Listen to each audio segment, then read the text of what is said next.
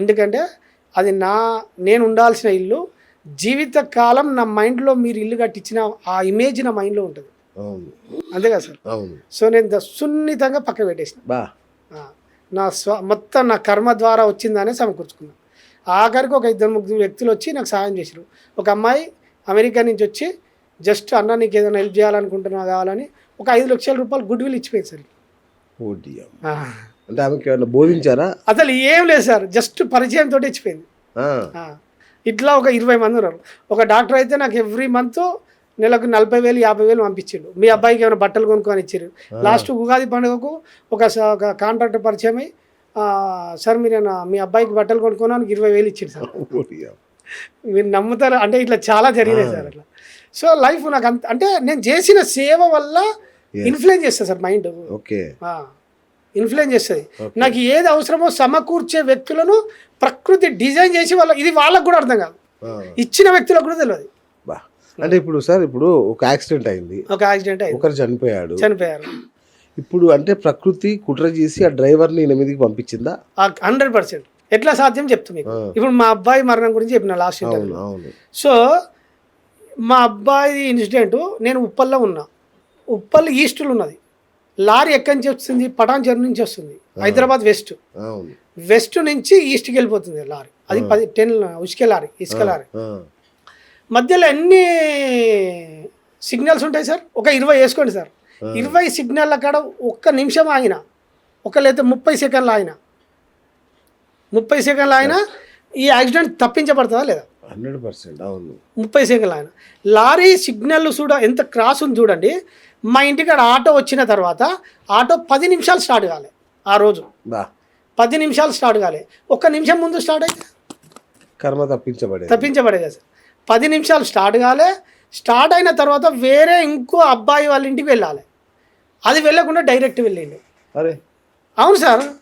అందులో 6 పిల్లలు ఉన్నారు. ఎవ్వరికి ఏం కాలే. మా పెద్ద కొడుకు లారీ మధ్యలో ఆటో మధ్యలో ఉన్నారు. చెప్పినా కదా సార్ మీకు, ఆటో డ్రైవర్ బలిష్టంగా ఉన్నాడు.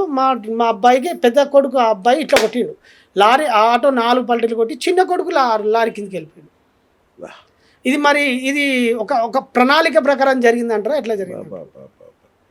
మళ్ళీ ఆడ ఎట్లా జరిగిందంటే ఆ సిగ్నల్ సార్, ఇది ఆటో రైట్ సైడ్ వెళ్ళిపోవాలి. జస్ట్ 1 కిలోమీటర్ అయితే స్కూల్కి వెళ్ళిపోతారు. ఇక్కడనేమో ఆయనకు లారీ వ్యక్తికి గ్రీన్ సిగ్నల్ ఉన్నది సార్. ఇది బాగా నేను డీకోడ్ చేసిన. గ్రీన్ సిగ్నల్ ఉన్నది. ఆ సిగ్నల్ కాడికి వచ్చేసరికి ఆ రెడ్ పడ్డది లారీకి.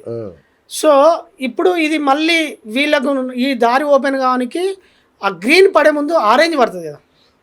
సో మావాడు ఆటో డ్రైవర్ ఏం చేసిండంటే, ఆటో డ్రైవర్కు మన సిగ్నల్ ఉంటాయి కదా సార్, సిగ్నల్ కాడ లైన్ ఉంటుందా లేదా, కరెక్ట్ ఆ సిగ్నల్ కాడ ఫస్ట్ బండి ఆటోనే ఉన్నది. ఒక 2-3 బండ్లు ముందట ఉన్నాయి, ఏం కాదు కదా సార్. కరెక్ట్ అక్కడికి వచ్చి రెడీగా ఉన్నాడు. ఈయన గేర్ వేసుకొని రెడీగా ఉన్నాడు సార్. ఆ ఆరెంజ్ పడంగానే రైట్ పడుతుంది, మళ్ళీ గ్రీన్ పడుతుంది కదా. ఆరెంజ్ పడంగానే గ్రీన్ పడుతుంది, గేర్ వేసి రెడీగా ఉన్నాడు ఆటో డ్రైవర్. లారీ వెళ్ళిపోతుంది. ఈ లారీ అదే స్పీడ్లో కంటిన్యూ ఉన్నది. ఇట్లా వేసింది, కథం కొట్టేసింది. ఇది నీకు ఒక మన రైల్వే ఉంటుంది కదా సార్, రైల్వే వ్యవస్థ. 2 ట్రైన్లు వచ్చినప్పుడు సమాంతరంగా వచ్చినప్పుడు ట్రాక్ చేంజ్ చేస్తారా లేదా? సో అంత స్క్రిప్ట్గా జరిగిందా లేదా? ఇది నిజంగా ఎవరు కాదు సార్, నా జీవితంలో జరిగిన సంఘటన. నీకు మళ్ళీ గుర్తు చేశారు, నేను సారీ. No problem. కానీ ఎందుకంటే నేను ఏదో ఫ్లోలో లేదు సార్, నో ప్రాబ్లం. అంటే మీరు ఒక అందుకు నయం సార్. అంటే ప్రకృతి ఎంత స్కెచ్ చేస్తుంది, ఎంత ప్లాన్ జీవితం జరుగుతుంది అనేది ప్రేక్షకులకు కూడా అర్థం కావాలి. సో చాలా మంది దుఃఖంతో ఉంటారు. వాళ్ళకు మన జీవితం కొంచెం మేలుకు అంటే ధైర్యం ఇస్తుంది సార్. తప్పేముంది అందులో, అంటే అట్లా చాలా మంది మన ప్రకృతి చేయిస్తే మరి డ్రైవర్ కి పాపకర్మ లెక్క నుంచి అంటుంది. అందుకే సార్ నేను కేసు విత్డ్రా వేసుకున్నా. నేను పిలిపించి వదిలేసుకున్నాను. అంటే నాకు సత్యం అవగాహన వచ్చిన తర్వాత, సో కర్మానుసారం జరిగింది. ప్రకృతి ఎవరిని వాడేసుకున్నా అట్లా వాడేసుకున్నది. సో నేను ఇప్పుడు కొత్త ఫలితాన్ని అంటే ఆయనను ఇప్పుడు ఆయనకు కుటుంబం ఉన్నది, వాళ్ళకు పిల్లలు ఉంటారు, అంతే కదా సార్. సో ఇప్పుడు ఆ వ్యక్తి కనుక శిక్ష అనుభవిస్తే ఆ పిల్లలు వేదన పడతారు. సో దానికి కారణం ఎవరు? మీరు. సో మళ్ళీ కొత్త ఫలితాన్ని నేను తీసుకోవాల్సి వస్తుంది. ఓకే. సో ఎక్కడ స్పందన జరుగుతుందో ఆ స్పందన వల్ల ఫలితం సృష్టించబడుతుంది. ఆ ఫలితము నీ జీవితంలోకి రావడానికి ఎవరెవరు కారణం అవుతారో వాళ్ళందరినీ తీసుకొచ్చి నీకు అప్పచెప్తుంది. వాళ్ళ కర్మకు మనల్ని కూడా ఇంకా ఇంటర్లింక్ చేస్తుంది. కరెక్ట్. అంత కర్మ ఇంటర్లింక్ ఉంటుంది సార్. మీకు లాస్ట్ టైం ఒక స్టోరీ చెప్పిన సార్, నా లైఫ్లో నా జీవితాన్ని మార్చేసిన స్టోరీ అదే, మన ఇంటర్వ్యూలో చెప్పిన. సో ఒక నాస్తికుడు దేన్ని నమ్మడు, ఒక చెట్టు ఎక్కుతాడు, అంటే గురువు చెప్తే కర్మ సిద్ధాంతం లేదు ఏం లేదంటాడు. ఆ వ్యక్తి ఇంటికి వచ్చేసరికి భార్య ఆహార పదార్థాలు వస్తాయి, అంటే మంచిగా వండి పెడుతుంది. ఏదో నమ్మి ఆయన ఊరవతలకి వెళ్ళి ఒక చెట్టు ఎక్కుతాడు. ఆ చెట్టు ఎక్కినప్పుడు ఒక ముగ్గురు దొంగలు వస్తారు, ఒక ఇద్దరు వ్యక్తులు. ఈ స్టోరీ అందరు అర్థం చేసుకోవాలి సార్. రైట్. ఈయన ఊరవతలకి వెళ్ళి చెట్టు ఎక్కి కూర్చున్నాడు, ఎవరు కనబడొద్దని. ఆ తప్పి అంటే ఆ గురువు ఏం చెప్తాడంటే దొంగలు వస్తారని చెట్టు ఎక్కాడా? లేదు, పూలు వస్తుంది. ఆ గురువు ఏం చెప్తాడంటే కర్మను బోధిస్తుంటే ఈ సృష్టిలో ఇటువంటి ఏం లేవని దేన్ని నమ్మడు సార్. నాస్తి అంటే నమ్మని వాళ్ళు, లేదు అనేవాళ్ళు. సో నమ్మకపోయేసరికి ఈ రోజు రాత్రి నిన్ను బలవంతంగా, ఈ రోజు అంటే రేపు మరుసటి రోజు నీకు బలవంతంగా ఇద్దరు వ్యక్తులు భోజనం తినిపిస్తారు. ఇది నీ కర్మలో డిజైన్లో ఉన్నది. ఇది జరగాలి. ఇది జరగాలంటే సంబంధించిన వ్యక్తులు నీ జీవితంలోకి ఉండను. సో ఆ రోజు ఈ గురువు చెప్పింది నమ్మకుండా ఇంటికి వచ్చిన తర్వాత భార్య ఈయన కావాల్సిన ఆహార పదార్థాలు రెడీ చేసి పెట్టింది. ఆ గురువు చెప్పింది విని ఇవన్నీ చూసి నాకు బలవంతంగా తినిపిస్తారేమో అని తినపోతే అని ఈయన బుద్ధి ఫోర్స్ చేసి వెళ్ళిపోయాడు. అంటే ఒక నెట్ వేసింది కదా లైఫ్ను. వెళ్ళేసిన తర్వాత ఎక్కడికి వెళ్ళిపోయాడు? బయటికి వెళ్ళిపోయాడు. వెళ్ళిపోయిన తర్వాత ఆయనకు చెట్టు కనబడితే ఈరోజు ఎవ్వరికి కనబడద్దు రేపటిదాకా అని ఒక నిశ్చయించుకొని వెళ్ళిపోయాడు. ఆ చెట్టు ఎక్కి కూర్చున్నాడు. ఆ చెట్టు కింద పని చేసుకోవడానికి ఒక ఇద్దరు వ్యక్తులు భోజనం చేసుకోవడానికి ఆ చెట్టు కిందకి వచ్చి భోజనం చేయడానికి రెడీగా వస్తారు. వచ్చి వాళ్ళ భోజనం రెడీ చేసుకున్నారు. ఇప్పుడు భోజనాలు ఎవరి కోసం తయారు చేసుకున్నారు? వాళ్ళ కోసం.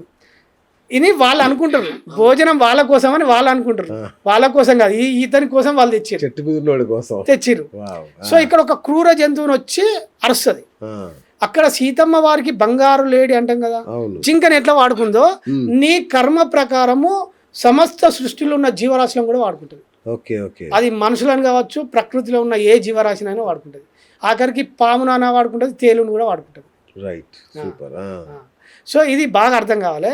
సో ఇప్పుడు వాళ్ళు భోజనాలు కూర్చిన తర్వాత ఆ క్రూర జంతువు వచ్చి అరిసినప్పుడు వీళ్ళు భయపడి వెళ్ళిపోయారు. ఆ పక్క గ్రామంలో ఉన్న దొంగతనం చేసుకున్న ముగ్గురు దొంగలు ఆ నగలు పంచుకోవడానికి చెట్టు కిందకి వస్తారు. వచ్చిన తర్వాత ఆ చెట్టు కింద ఉన్న కనబడే ఆయన పక్కనే ఉన్నాడు, ఇక్కడ భోజనాలు ఉన్నాయి. అక్కడ ఒక వ్యక్తికి ఏమవుతుంది, ఈ భోజనాలు మా కోసం పెట్టిర్రు తిందామని ఒక ఆయన బుద్ధి పుడుతుంది. ఇంకో ఆయనకి ఏం బుద్ధి పుడుతుంది అంటే ఇందులో విషం పెట్టిర్రు, ఇది తింటే మేము చచ్చిపోతే ఈ నగలు తీసుకుపోదాం, మా కోసం ఎవరో చేస్తున్నారని ఇంకో ఆయనకు ఆలోచన వస్తుంది. అంటే మైండ్ ఆలోచనను కూడా స్వాధీనం చేసిందా లేదా ప్రకృతి. ఇంకో వ్యక్తి పరిశీలించినప్పుడు పైన కనబడ్డాడు. ఆ వ్యక్తిని కిందికి దించి ఇది మా కోసం అన్నం ఇవన్నీ రెడీ చేసి నువ్వు తింటే మా నగలు తీసుకుపోదామని మీరు అనుకున్నారు కదా అంటే నాకు సంబంధం లేదు, నేను తినను అంటాడు.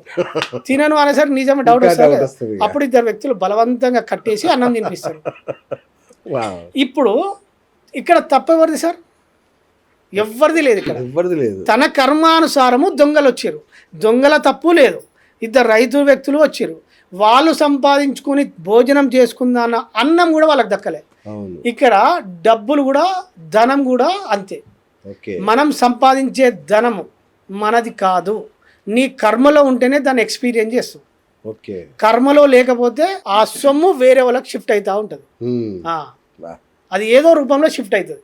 ఇది అర్థం కాక జనాలు కన్ఫ్యూజ్లో ఉంటారు. కొంతమంది భూముల పంచాయతీలు ఉంటాయి సార్, అంటే గ్రామాలలో భూముల పంచాయతీలు ఉంటాయి. జీవిత కాలంలో అవి సమస్యలు కావు సార్. వాళ్ళు ఇప్పుడు నాకు ఫర్ ఎగ్జాంపుల్ మన ఇద్దరికి ఒక 10 ఎకరాల ల్యాండ్ ఉన్నది సార్, మన ఇద్దరికి డిస్టర్బెన్స్ వచ్చింది కర్మానుసారంగా. సో మనం కోర్టు కేసులలో కొట్లాడుకుంటాం తప్ప అండర్స్టాండింగ్ జరగదు. మీ మైండ్ ఒప్పుకోదు, నా మైండ్ ఒప్పుకోదు. సో ఇప్పుడు నేను ఆ స్థలం ఉన్నది, నా దగ్గర డబ్బులు లేవు, అనుభవిస్తామన్నా దాన్ని అమ్మడానికి ఛాన్స్ ఉండదు, కొందామన్నా వేరేవాడు కొనడానికి రాడు, అది ఏదో డిస్టర్బెన్స్లో ఉంటుంది. ఒకవేళ నా మైండ్ అమ్మడానికి ఒప్పుకోదు, నేను అమ్ముకొని ఆ భోగం అనుభవించడానికి ఒప్పుకోదు. నీ చుట్టూ ఉన్న అన్ని ఆ పరిస్థితులు నీ కర్మను బట్టి ఇన్ఫ్లుయెన్స్ ఉంటుంది, భార్య పిల్లలతో సహా, తల్లిదండ్రులతో సహా.